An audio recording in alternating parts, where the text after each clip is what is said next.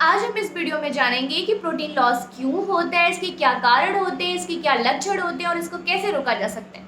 तो आइए वीडियो शुरू करते हैं। हेलो, नमस्ते, मैं हूँ प्रीति और आपका स्वागत करती हूँ जिंदगी विद प्रीति में। तो यूरिन से प्रोटीन लॉस क्यों होता है? ये जो होता है ये आपका पहला किडनी फेलियर का सिम्टम्स होता है, जो कि आपके यूरिया और क्रिएटिनिन लेवल के बढ़ने से पहले ही होता है। जैसे कि अगर मैं मेरी बात करूं तो मेरे सारे रिपोर्ट्स नॉर्मल थे, पर मेरे यूरिन में प्रोटीन लॉस देखने को मिला था। तो हम बात करते हैं, जब अगर प्रोटीन आपका लगातार लॉस हो रहा है तो पेशेंट को कमजोरी होती है और भी सारी दिक्कतें होती हैं। जैसे मेरे टाइम भी हुआ था, मुझे बहुत कमजोरी होती थी और भी बहुत सारी बीमारियां हो रही थी। तो अब हम बात करते हैं कि किडनी का काम क्या होता है। तो किडनी का काम होता है खून को साफ करना, जो भी वेस्ट प्रोडक्ट होते हैं उन्हें बाहर निकालना, और प्रोटीन जो होता है, जो अच्छे प्रोडक्ट होते हैं उन्हें लॉस होने से रोकना।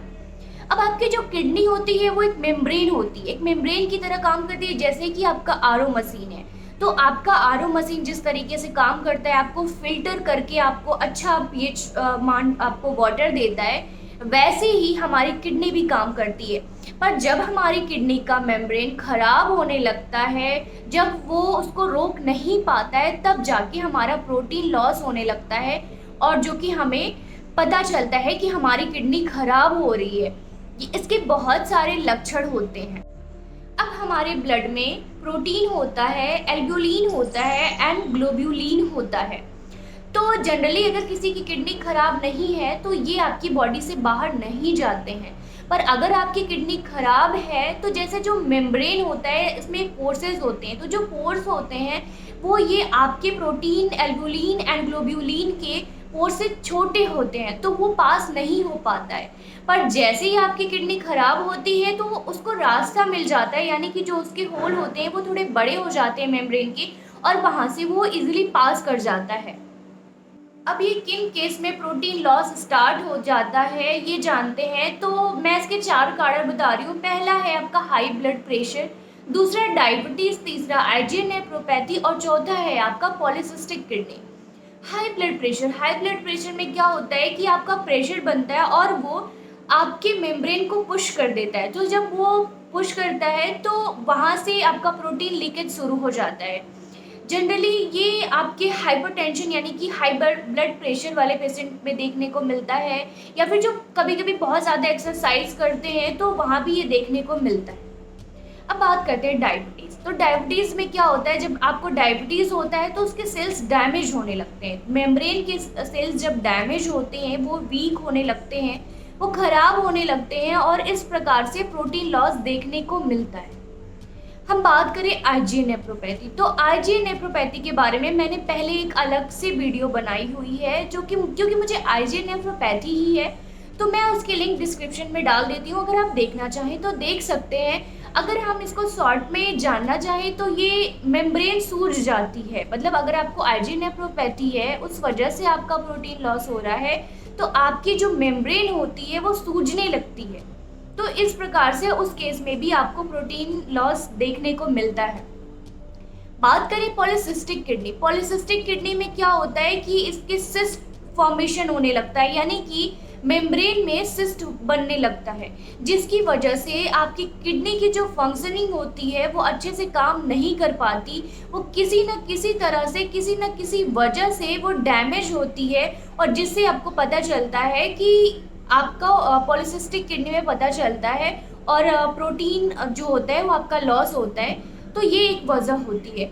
अब हमें जानने की ज़रूरत है कि हम इसे कंट्रोल कैसे करें, क्योंकि स्टार्टिंग में अगर हम कंट्रोल कर लेते हैं तो हो सकता है हो जाता है, लेकिन बाद में फिर बहुत मुश्किल होता है। तो हाई ब्लड प्रेशर में को कैसे कंट्रोल करें। तो मेरा क्या था कि मेरे ब्लड प्रेशर बहुत हाई थे, मतलब जनरली पाए जाते हैं किडनी पेशेंट में 180 190 हमेशा ही रहता था, पर मुझे पता भी नहीं चलता था। मैं बहुत कूल काम, एकदम लगेगा ही नहीं कि मैं ब्लड प्रेशर के पेशेंट हूँ।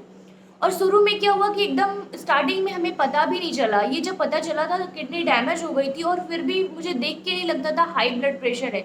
जैसे कि जनरली लोग कहते हैं कि चिड़चिड़ापन, गुस्सा हाई ब्लड प्रेशर की निशानी होते हैं, पर ऐसा कुछ नहीं था। तो इसको बताने से पहले मैं ये बताना चाहती हूँ कि अगर आपको थोड़ा भी लगता है तो आप एक मशीन लेके अपने घर पे रख लो, क्योंकि ब्लड प्रेशर बहुत ज़रूरी है, हमेशा नापते रहना, ब्लड प्रेशर के बारे में अपने पता होना बहुत ज़रूरी है। तो हाई ब्लड प्रेशर के लिए आपको जो भी करना है, आपको डाइट कंट्रोल करना है, आपको हमेशा चेक करना है, या जैसे भी हो जो भी चीज़ें हैं वो करके आपको अपना ब्लड प्रेशर कंट्रोल करना है।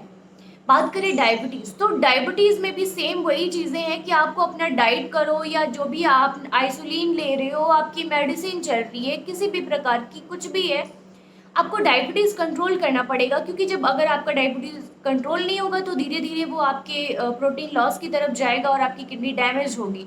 तो इस तरीके से अगर हमारा डायबिटीज़ कंट्रोल हो जाता है तो हमारा प्रोटीन लॉस एंड जो आपका यूरिया होता है वो कम होता दिखता है।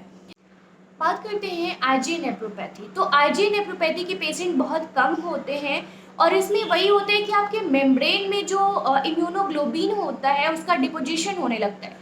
तो जैसे ही उसको कंट्रोल करने के लिए, जैसे ही आपका जो मेम्ब्रेन पे डिपोजिशन होता है वो जैसे कम होगा, आपकी किडनी का जो भी आपका यूरिया और क्रिएटिनिन होता है वो नॉर्मल हो जाता है।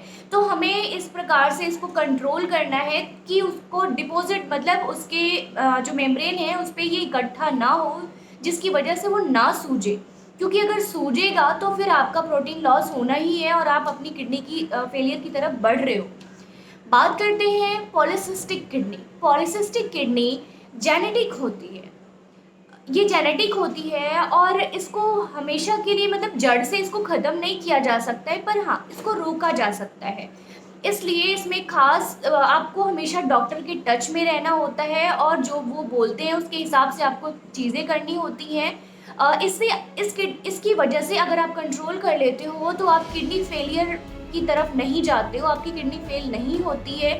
इसमें कुछ खास बातें ध्यान रखनी होती हैं, जो कि आपका प्रोटीन, सोडियम, पोटेशियम, जो भी चीज़ें होती हैं, आपका प्रॉपर डाइट, ये सारी चीज़ें आपको ध्यान रखना पड़ता है। तो अगर आपको वीडियो पसंद आई हो तो प्लीज़ लाइक करें, सब्सक्राइब करें और मुझे कमेंट्स करके ज़रूर बताएं। और आपके जो भी सवाल होते हैं, जैसे कि आप हमेशा पूछते हो, तो मैं उसका रिप्लाई करती हूँ, और मैं हमेशा करूँगी, जो भी मुझसे हो पाएगा मैं उतनी हेल्प हमेशा करूँगी। तो आप मुझे मैसेज यहाँ भी कर सकते हैं और इंस्टाग्राम पे भी मैसेज करते हैं। तब तक के लिए बाय, स्वस्थ रहिए, मस्त रहिए।